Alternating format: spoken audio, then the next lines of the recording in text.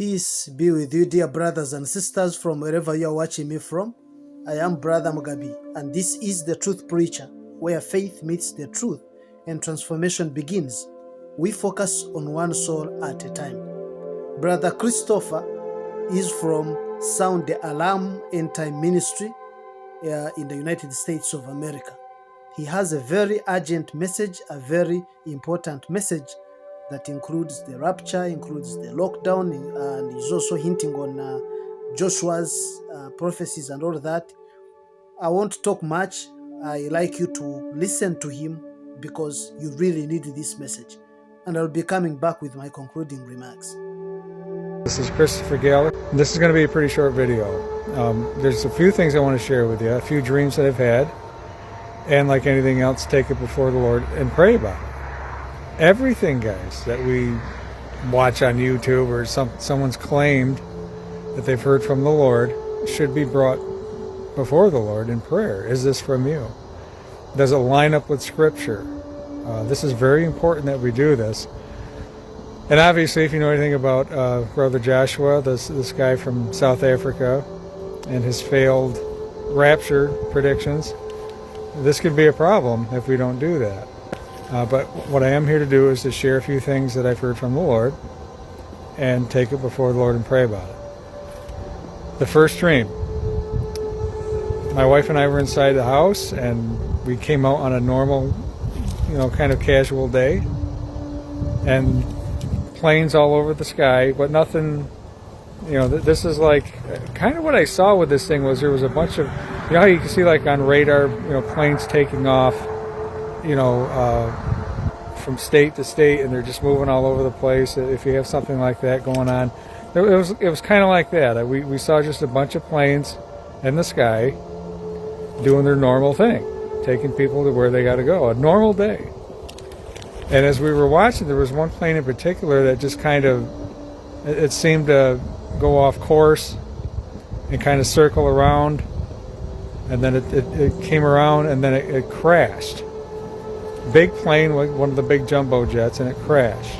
And then another one did, and then another one did, and then another one did. All these planes seemed to just fall out of the sky.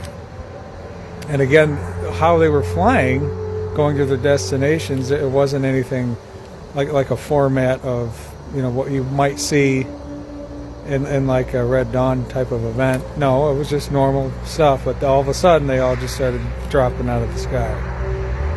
And that was it. There really wasn't much to it, like it is with most of the dreams that I've had. There's just not much to them. So my thoughts on that is that an EMP, some kind of attack like that just shut them all down and they just started crashing. I don't know. It seems to me that's what it would be, some type of an attack like that, cyber attack, whatever. But I'm not sure, but that's what happened with that. The second one, this one, I actually laughed at it first. I thought it was kind of a silly dream, but it's not, is what the Lord was telling me afterwards. So at night, I was in bed, sleeping, chilling, and all of a sudden I knew something was going on outside. And then I go outside to see what's going on. Something was coming through the night sky, the clouds or whatever, and it showed up. Huge spaceship that just showed up in the sky. And we were all panicked because this thing was huge and looked so real. But what it was, it kind of looked like the Enterprise. I was like, okay, well that's it's a silly dream. But here's what the Lord revealed to me about that. It's not a silly dream. Because what we saw in the sky is fake. How fake is the Enterprise, the Starship Enterprise, if you're into that type of thing? How fake is that? Well, it's fake. It's not real. Either is the one that we're going to see, or the ones that we're going to see. Because I've talked about this before, the Project Bluebeam. You guys remember that?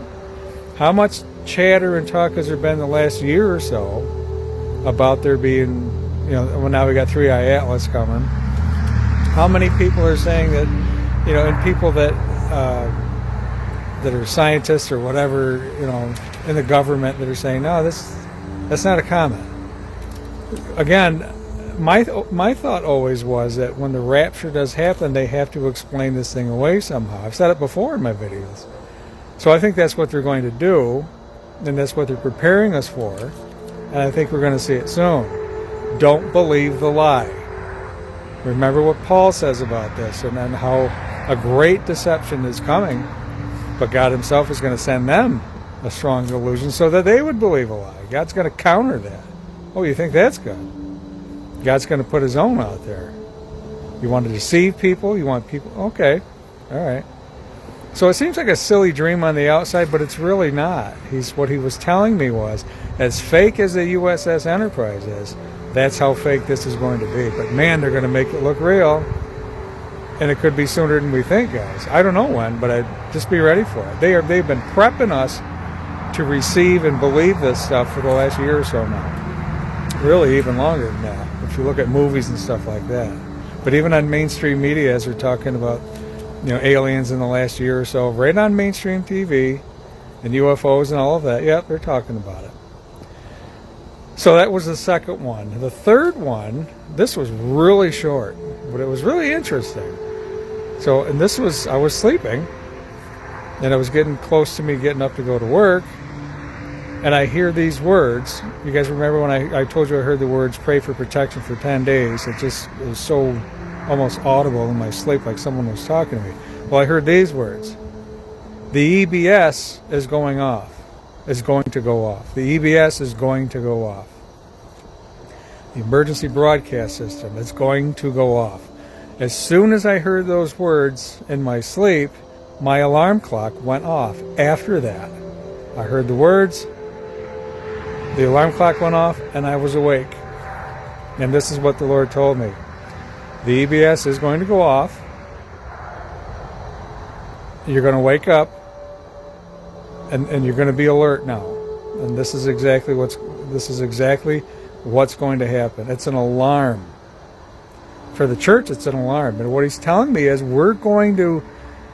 something is going to happen before the rapture takes place that's significant, like shut down stuff, like I've told you before in my videos. And that whole pray for protection for 10 days thing, I think, is part of this. And I don't know what that all entails, but I know it's soon. So the EBS goes off, people wake up, and then it's probably going to be some kind of a lockdown, and I think probably for 10 days. And then I think we're going to go home after that. But something needs to wake up people, the church first, because I think a lot of Christians are asleep, compromised, not serving the Lord, turned off by all the rapture stuff, and because the rapture didn't happen, and people are discouraged, and I understand why. So, what do we do, guys? What do we do here? We need to be ready for the soon coming of Jesus Christ. That's what we need to do. So, pray about these things, because I think the Lord is coming very soon. I can't give you a date, guys. I'm not going to. But I think he's coming soon. The EBS thing, though, when's that going to happen? I don't know. It could be tomorrow. It could be 3 months down the road. I don't know. I didn't get a date. But the Lord told me this thing is going to go off. And our nation is going to shut down. I don't know when. And I don't even know what it is that causes it. Something pretty serious, though, for us to shut down like that, for the EBS to go off. They've been testing that thing for years now. They're getting ready. They're getting ready for something. So, folks, be ready. Be prayed up. And listen, the whole Joshua thing, I don't know what to tell you. It's discouraging. I heard when the guy first came out, yeah, he sounded very humble and meek and laid back and just to the point about stuff. And, he really sounded convincing. But we always pray about this stuff, guys. We always do. And he said September on the Gregorian calendar, and then it turned into the Julian calendar, and here we are, it's the 9th. Because he said October 7th and 8th on the Julian calendar, and, here we are. And a lot of Christians are discouraged, and I get why. This is, potentially the biggest gut punch, the church has ever had. You go back to even before. The first one I remember is 88 Reasons Why the Rapture would happen in 88, and then in 89. And this guy, he wrote this book, 2 books, 3 books, 4 books, whatever it was. 88, 89, 93, and 94, I think. I could be wrong on those years. But he wasn't the only one. There's Harold Camping, and there's others. So that, I mean, this guy comes out and he says this stuff, and he was able to sway a lot of Christians to believing that this could happen, and it didn't happen. So, not much more to add to this video, guys. Just be ready. Share the gospel. Don't listen. Don't let that discourage you or make you lay down. Share the gospel. Share the gospel. Share the gospel. People are dying and going to hell every day, and we need to be those lights, those witnesses that Jesus wants us to be. And people need to get saved. They're going to go through the tribulation, guys. We're not. And again, I'm not going to get into all that here now, but they're going to go through the tribulation time. We are not. The church will be rescued before that. That is biblical. And again, watch my videos. I've got a couple videos on why I believe in the pre-trib rapture. You don't have to believe it. It's not a salvation issue. It's not. But things are going to pop off soon, and we really need to be ready. My fear is that, so many people being discouraged with, Joshua's rapture dates failing, that people are just going to give up and quit and just lay down and go back to sleep or whatever. No, guys. This whole thing might have been a setup from the devil from the beginning to get us to do just that, because he knows the rapture is soon. So that's the worst thing we could do, guys. It's literally the worst thing we could do. Let it motivate you. Let it motivate you to do even more. It's motivate me. I was never fully on board with it. I was listening to him, and I'm like, But I'm like, and I say that because the day and the hour no man knows is a Jewish idiom. And I know there's some teachers out there that say, well, it wasn't taught before the 17th century like that. And, whatever. Whatever.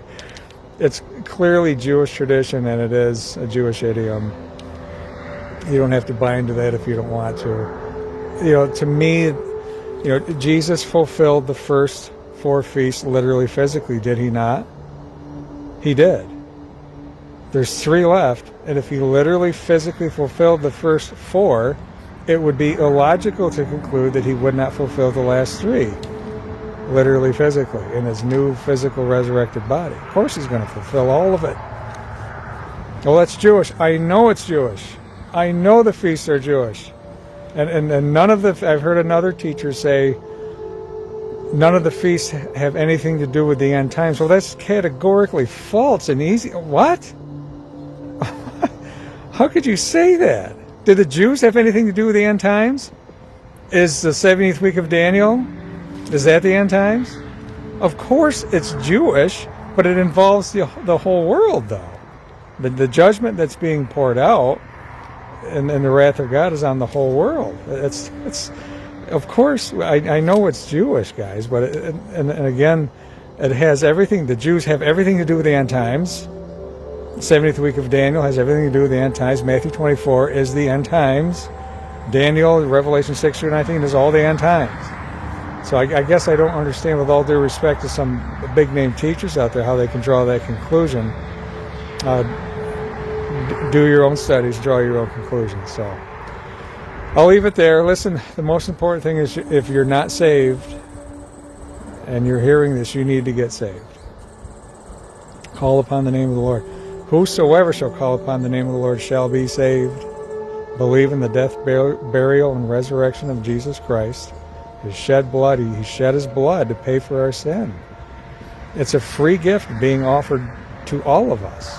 You have to receive it, though. Yes, you do.